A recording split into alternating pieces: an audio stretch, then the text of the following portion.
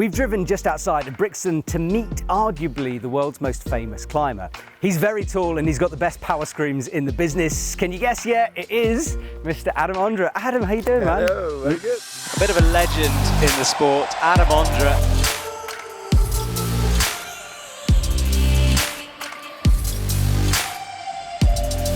But he did look confident. Meanwhile, Adam sets up for the top hole, left toe hook in. They did not prevent Adam Ondra from toe hooking. Look what that means. Look how excited he is. Well, Adam, first of all, I wanted to take you back to Tokyo, 2021. You just finished that competition. You'd walked away. It wasn't the result you necessarily wanted from that. How did you deal with it after everything had finished? After the cameras had gone, the lights had finished, what did you do?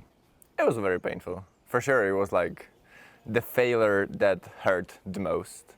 It was pretty... I've definitely had mixed feelings. I didn't really feel that I failed so much. I just poured everything into the training. I don't think I failed so much to like prove how hard and well I trained on the comp. It just wasn't enough on that set of boulders and routes. And for sure, I definitely wanted to have that medal around the neck. So it was, at one point I was really disappointed and maybe also angry. But it is, at the other hand, I always say, you know, if you're happy with how you trained and what you delivered on the comp, it was just not enough. It's difficult to be as disappointed. It's interesting you say failed, because for a lot of people, just being there and being in the final would have been an achievement. Do you set yourself goals going into certain competitions? Like for you, was success getting a medal at the Olympics? Yes, I do set my goals. I try not to say them loud though. Because yes, even before the Olympics, I knew what can happen and how kind of random the whole comp was expected to be, and in the end, let's say it was maybe even more random than we expected. Now let's just jump forward in time a bit to 2023. Why, of all competitions, did you choose Prague to come back to for your first World Cup? Because the media scrutiny, the pressure of it being your hometown, you could have made life easy and just eased your way into Salt Lake City. Why Prague, and what did that feel like? I don't think if I competed before would make the pressure any less. And also for the training program, we think with my coach that the peak should be Bern. And from my experience, if I get to compete for a longer amount of time, and if there is not enough break in between the comps, I don't really have enough time to train physically, and that's why we were really precise which competitions to do and which not to do. And on the top of that, I still wanted to have a spring rather free so I could make short trips to Norway. Well, we're going to talk more about your rock climbing in a minute, but I always love the fact that you are a proper rock climber as well as being a World Cup plastic puller as well. Yep. Do you like that balance in training between outdoor rock and indoor climbing? Could you ever see yourself just climbing in a gym? Nope. But if the rock didn't exist, maybe yes. But you know, it's so hard and so much sacrifice for me just to spend, let's say, 1 year just in the gym that I just can't do that. Or maybe, you know, just for like 1 season with very little rock climbing, but then I need another season to just climb on the rock and not really do much comps. And that, I think, ultimately even helps me on the comps. I come back with like the fresh motivation and more hunger to really play this game. I feel like if I do too many competitions in 1 season, I just lose it. I don't enjoy it that much. And maybe I don't even enjoy the training itself for it. On the other hand, right now, I don't really feel like I have much experience to gain on the comp. Even though I don't do any comp for 1 year, the first comp I'm back, if I'm physically prepared for it, I can do really well. Maybe on the bouldering, the setting style is changing a lot, but it is changing from one comp to another. So right now, you can go to many different gyms all over Europe, and you can get a setting which is quite similar to the World Cup itself. And having the right mindset for the comp is always hard, and it never gets easy with the experience. I would say it's the opposite way. The more experience you have, the more you know what can go wrong. Yeah. And yeah, for me personally, the easiest it was to compete when I was 16, and I just didn't have any experience. I just climbed. Obviously, there was a little less expectation for me, but on top of that, I didn't really think that I can slip. But I definitely slipped quite a few times during my career, so it's hard not to think about it because you can't. One of the reasons I really like watching you climb is in my head you represent the sort of old school of climbing. Like, you're more of an outdoor rock climber.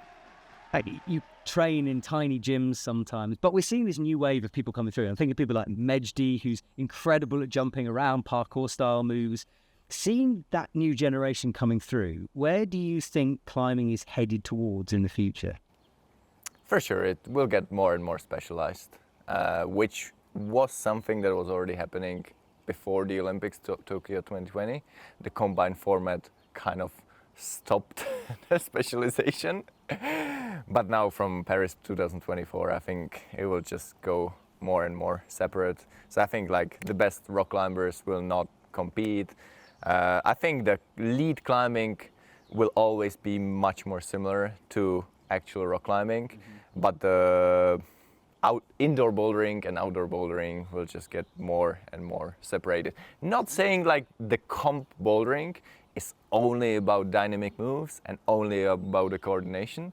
I think the dynamic and coordination moves kind of got so easy for the best comp climbers if you jump between good holds. So it's just not enough to be really good in this style, but in order to be able to hang on those holds, you really have to be really strong as well. Yeah. So it's just not possible to be in the World Cup finals and not being a strong climber.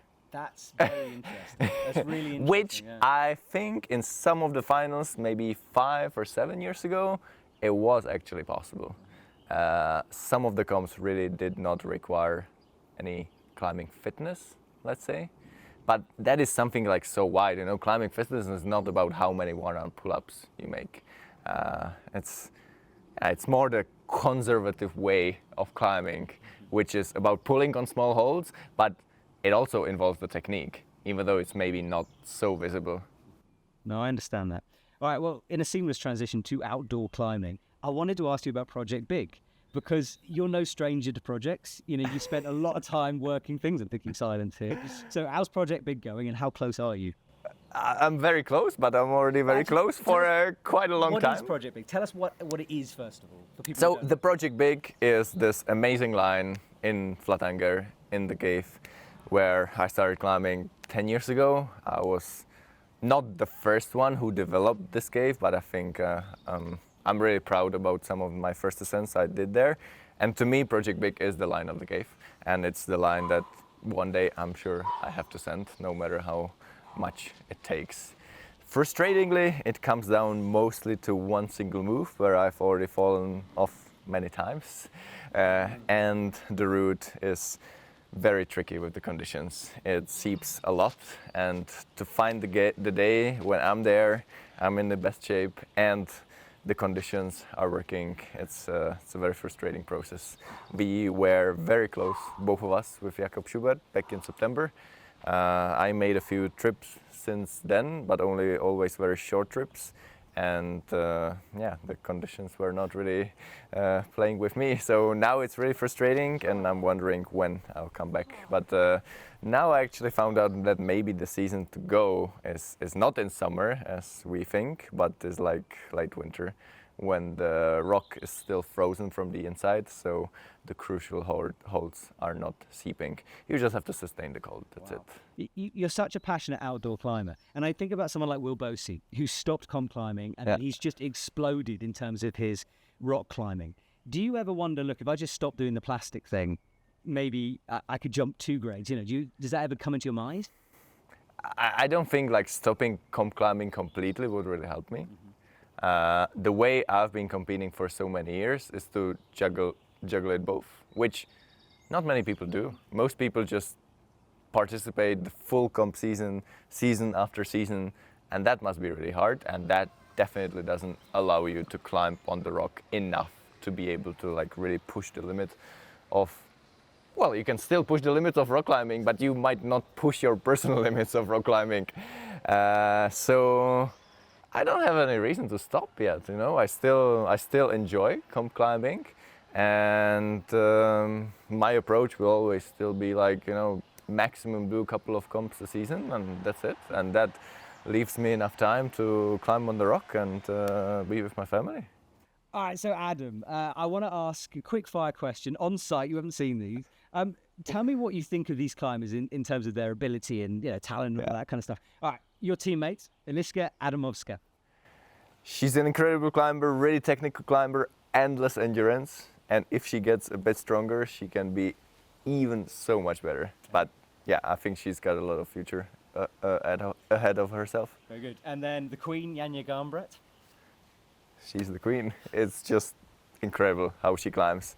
I mean, it must be really difficult for her to compete for so many years, being basically unbeatable. I just really hope in the future she will rock climb much more, because there she has so much potential to explore. Everyone should be scared of that. Just saying. Alberto Hines Lopez. Incredible climber. She's really good in lead and boulder. He doesn't really have that many weaknesses. I think maybe the head is the biggest weakness. Yeah, that's true. Mejdi Schalk. The perfect example of the new generation, which is so fun to watch. I mean, I don't say that I completely agree with the trend of the modern bouldering, but if you watch Mejdi in this, doing what he does the best, it's amazing to watch. Very good. And finally, Jakob Schubert.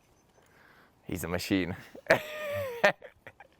And I'm glad for Jakob being on the comp scene for so many years, because he's always the one who motivates me to train even harder for the next league comp. All right, Adam, your son, Hugo, first of all, how old is he? And what's it like being a parent? So Hugo is 1 year and 1 month and something. And it's not easy to describe what it is to be a parent, but I've been enjoying it so much. And I feel very fortunate to, to live the way I live, because I think that gives me enough opportunities to really enjoy the family and see Hugo growing up. Yeah. Also, one of the reasons why I don't really do that many competitions, because if I train for the competitions, I just end up staying at home to train. Around my hometown, I have got enough world-class training possibilities, so I don't really need to travel anywhere. And, it doesn't really make that much sense to train more than 6 hours a day. So, on average, I think I have more time for the family than the average working man, which is great. That's good. And then looking forward to the next couple of years, obviously we know Paris 2024 is your game, but there's rumors that you want LA 28 as well. So let's put it that way. I think in bouldering, it's my last year, maybe next year. I'm pretty sure in 5 years I will not be competitive in bouldering. For sure, the kids like Mejdi, they will be all over the place, and I'm 100% sure I won't be able to compete with them at all. And I definitely don't see it coming that we would go back to the old school style. But even in the old school style, in the pure power, I think people will be better. But in the lead climbing, I think I might be still competitive in the 5 years. Okay. In general, the trend of lead World Cups are in general quite good for me. The climbing is in a way it's less physical, because when you use bigger volumes, the bigger volumes are usually good feet, and I believe I'm quite good in using my feet, and it's not so much only about how long you can hang on tiny crimps. So the evolution of the sport in lead climbing is quite beneficial for me. So I think in 5 years it will be still quite similar, and I don't really anticipate that there will be even more like funky jumpy style in the lead climbing, because then maybe the results would be just too low percentage. So as an outside bet, put a fiver on Adam Ondra winning gold at lead in LA 28. You never know.